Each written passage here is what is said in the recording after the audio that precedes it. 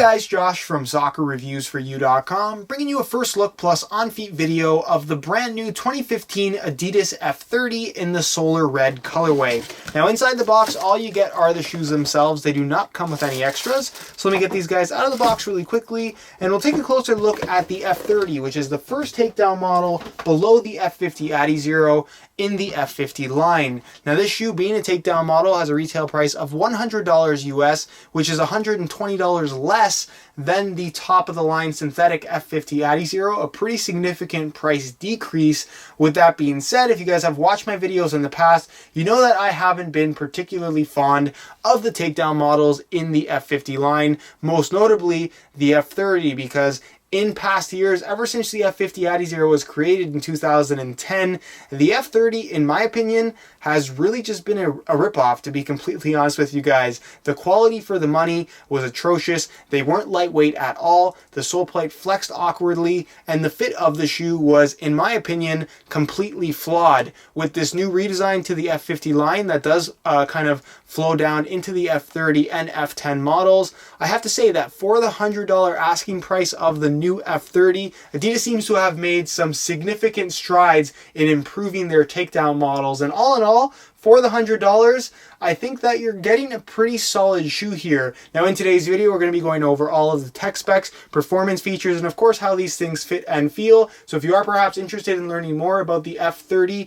please stick around. And with that being said, let's get right into the review. As far as weight is concerned, the main draw of the F50 line is the ultra lightweight construction, but unfortunately, ever since the shoe was released in 2010, you would only get that ultra lightweight experience from that top end F50 Adizero model. If you look at 2014, the top end F50 weighed in at below 6 ounces, which is extremely lightweight, whereas the first takedown F30 model weighed in at around 9 ounces or more, which was significantly heavier and not really what you would consider to be lightweight at all. So what I thought I'd do is I'd weigh in the 2015 F50 side by side with the 2015 F30 to see what the weight difference actually is and if anything has changed from Adidas. Now we'll start off with the F50. Keep in mind these are both in brand new condition and both the exact same size 9 US. Throw it on the scale, and you can see that they weigh in at 7.2 ounces. So even the F50 has actually gained a little bit of weight in comparison to all of its previous models, but still at 7.2 ounces, a very lightweight shoe. Pull that off the scale, and we'll throw on the F30, and you can see that these guys weigh in at 8.8 ounces. So there's about an ounce and a half difference between the F50 and the F30. Not to say that the F30 is heavy, but at 8.8 ounces, you're very close to 9 ounces, which at that mark, I don't think you're considering this to be an ultra lightweight shoe. So if that's what you're looking for, if you're looking for that weightless sensation, you're going to get it from the top end F50, but you're not going to get it from the takedown F30. So just keep that in mind. While it might look light, it isn't actually as lightweight as the top end model. When it comes to tech specs and dealing with takedown models, obviously you don't expect the takedown model to be as good or as high quality as the top end shoe in that particular line. In the case of the F50 and the F30, the F50 has always been great and it's improved every single year. With the F30s, they started off bad in 2010 and really never improved up until 2014. For 2015 though, they definitely seem to have upped the quality in comparison to previous years that honestly, they've been bad. The F30 has not been a good shoe, especially considering its $100 or more retail price that they've been asking for these things. This time around though, like I said, they seem to have improved the quality, which I'm really happy about. And it's still obviously nowhere near as light as that top end F50 model. It's not even light enough to the point where you might consider this to be a lightweight shoe. But as far as materials and comparable features are concerned, aside from the weight thing, I'm actually pretty pleased with what Adidas has improved here when it comes to materials. So starting off with the upper, it is actually a hybrid touch synthetic, believe it or not. So it's thin, it's soft, and it feels similar to what you're going to find on that top end F50. What they have done almost as if to intentionally reduce the quality of the shoe, is that they incorporated a pretty chunky liner on the inside. Hopefully you guys can see that. It's not terrible, but it certainly isn't nowhere near as nice as what you're going to find on that top end F50, and it didn't really need to be there. Again, it's one of those things they almost put inside the shoe as if to intentionally kind of take away from some of the softness and just feel that you would get from this pretty high quality hybrid touch synthetic material. Now, of course, it's not kind of cut the same way. It's not exactly the same as far as the finish is concerned. Normally on the F50, the seam is directly along the back here, where here you can see that you have two seams on either sides of the three stripes going down the back of the shoe. And as far as the finish of the upper is concerned, it definitely has a cheaper looking kind of shiny finish to it. It does feature the grip text texturing, but again, it's been implemented in a different way that doesn't feel quite as significant or as heavily textured as what you're going to find on that top end F50, but you still will get that little bit of extra grip on the ball despite the shiny finish. Central lacing system, as you guys can see, the tongue is made from a thinner synthetic as well, although it doesn't have quite the same cut at the top. But all in all, as far as the quality of the synthetic is concerned, huge improvement over previous F30 models, and it's nice to see that they did incorporate a similar version of hybrid touch to what you get on that top end F50. Same cut in the heel, as you guys can see, same exact heel liner, synthetic leather with a decent amount of padding. It is quite smooth though, so keep that in mind. Something that I'm not too happy about is the non-removable insole, which at the $100 retail price that they're asking for the F30, I feel like a removable insole is something that should be a feature, but it isn't here. So the insole is pretty much just a thin layer of foam that is glued in. Suppose you could rip it out, although I don't really recommend doing that. And then moving on to the sole plate and stud pattern. Stud pattern is identical. They haven't changed a thing here. It's based off of a sprinter spike, which is pretty interesting, and it actually does provide really good aggressive traction on firm natural grass playing surfaces if that's what you're looking for. You have the 3 studs in the heel, and then tons and tons of studs in the forefoot, kind of 6 main ones as you guys can see, and then a bunch of very sharp, aggressive, slightly shorter bladed studs that run, like I said, across the entire forefoot. Obviously the coloring is a little bit different, and you guys are probably wondering, given the similarities between the F30 and F50 as far as tech specs go, why does this shoe weigh 1.5 ounces more?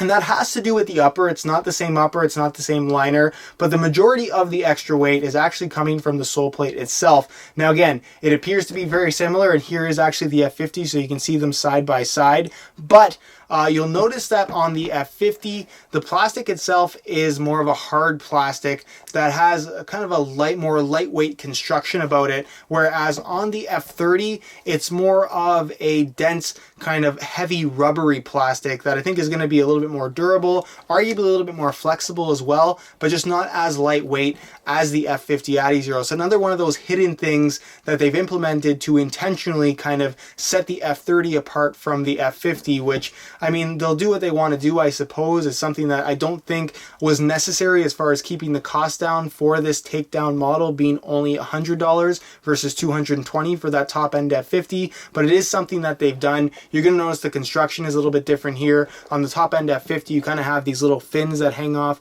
acting as extra support going down the side of the shoe. Hopefully you guys can see what I'm talking about, whereas on the F30, it's completely rounded off and totally smooth. So again, not the same material. That's what leads to the majority of the extra weight coming from the F30 to the F50. But all in all, as a $100 package, as long as you're not sold on the F50 line solely because they are such a lightweight shoe, because you're not going to get that sensation from the F30, as a package for a thin synthetic shoe that retails for only $100 US, the F30 seems to be a pretty solid option. But when compared to other shoes on the market, because this shoe's main competitor definitely is this guy right here, the Nike Mercurial Veloce 2, which is the first takedown below the Vapor 10. I think that for the $130 retail price that Nike is asking for this shoe, it really is $30 more shoe as far as quality is concerned. Not only is it significantly lighter, weighing in at around 6.2 ounces, this guy's actually going to be lighter than the current F50 model as well.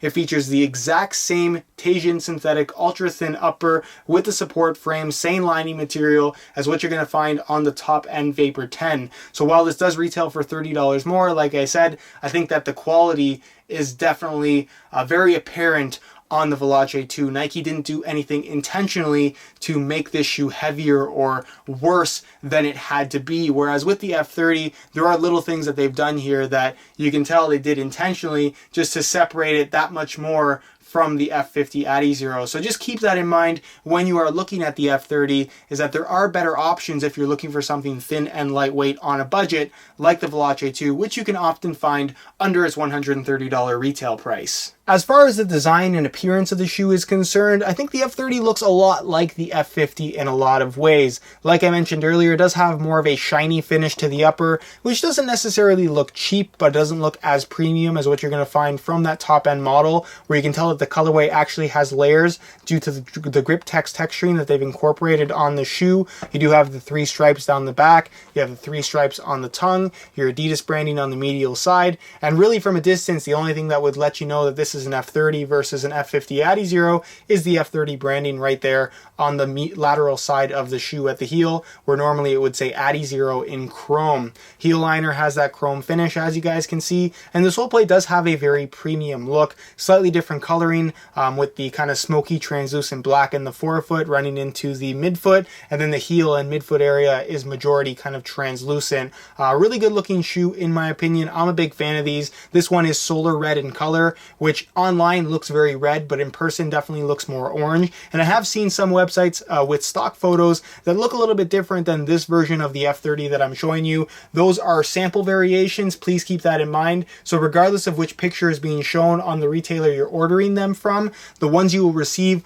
will look exactly like this, because this is actually the production variation of the F30. So just keep that in mind if you are planning on ordering a pair and the picture is a little bit different than what you're seeing in my video. The ones you see in the video is the one that you'll receive. So let me know your thoughts on this shoe down below in the comment section from a visual standpoint. Do you love them? Do you hate them? Why or why not? And with that being said, let's move on to the on-feet portion of the video so we can get a better idea as to how these shoes fit and of course what the sizing is like. Alright, so here's a look at the F30s on feet. On my left foot, I have the stock laces that come with the shoe, and on my right foot, I have a pair of royal blue reflective SR4U replacement laces. If you guys are interested in a pair of replacement laces for yourself, check out the website sr4ulaces.com. You'll find a direct link to that down below in the description of this video. As far as how these things fit and feel, perhaps my biggest gripe with all previous F30 models since 2010 has been the fit of the shoe. They just had a flawed design in that they didn't fit anybody well, period. The heel was remarkably shallow, and it's just really a wonder to me how the F30 and F10 previous models passed inspection as a shoe that should be released to the public. In the case of the 2015 F30, things have improved dramatically. Now, the reasoning for the improvement, I think, has a lot to do with the kind of takedown features that they've included coming from the F50 to the F30. This has the same shape to the sole plate. It has a similar hybrid touch synthetic upper, so for that reason, these shoes definitely do feel similar on feet to that of the F50, which is kind of what you would expect. They have a tighter fit overall, they're comfortable, the hybrid touch is soft and flexible from right out of the box. You do have a very similar cut in the heel, so it feels about the same. Still a little bit of heel slippage due to that very slick heel lining material that they've incorporated on the F30, but all in all, they fit really well and very similar to that of the F50, so it feels premium as far as fit and comfort is concerned.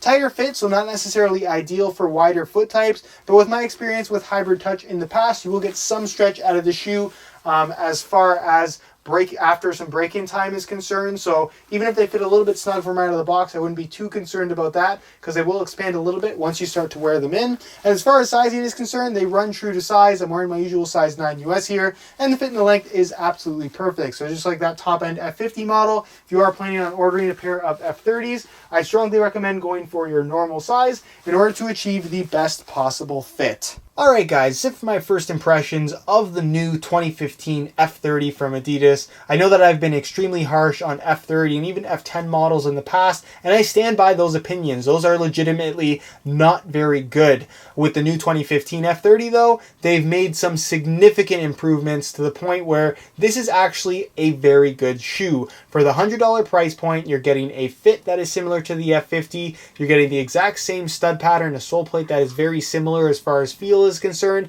and a hybrid touch upper that isn't quite as nice, but still is pretty good considering considering other low-end synthetics that are out there right now. With that being said, I think the main appeal of the F50 line is the ultra lightweight feel that it's supposed to provide. And as you guys saw during the weigh-in portion of this video, the F30 still weighs significantly more than that F50 model, and being very close to the 9-ounce range, it just isn't going to provide that lightweight feel that I think people are looking for from this particular line. So, if you like the F30, if you like the look of the shoe, if you like the barefoot feel, if you like the stud pattern, that's all great. But just keep in mind that this shoe is not lightweight, and that, like I said, is probably going to be the biggest turnoff for a lot of people with this particular shoe. If you can live with it not being light, the F30 is a shoe that I can strongly recommend. With that being said, also keep in mind of the other options that are available at this particular price point. Like I mentioned earlier in the video, the Nike Mercurial Veloce 2 with its $130 retail price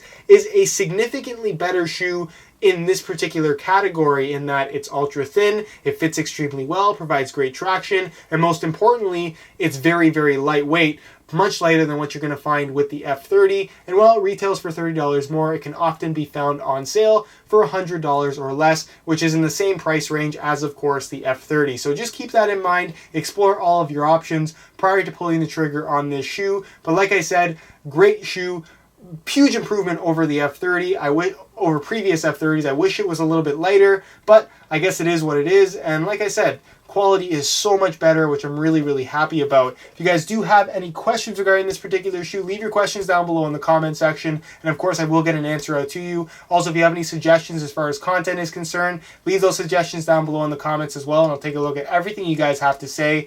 If you enjoyed today's video, found it helpful and informative, be sure to support it with a like. That would be greatly appreciated. Subscribe if you haven't already for daily videos on all the latest greatest soccer gear. If you guys check out the first link down below in the description, it'll take you to the review page on my site, where the review will be posted in a couple weeks time once I get some time to actually test these things out and see how they actually do perform, although I'm pretty confident I know how they'll perform overall. With that being said though, check out the review page. You'll find right now high quality images of the shoe that I took myself, as well as buy it now links with exclusive SR4U coupon codes that will allow you to pick these up below their normal $100 retail price if you are at all interested. Other than that, all my social media information is down below in the description, and other than that, hope you enjoyed today's video, and as always, thanks for watching.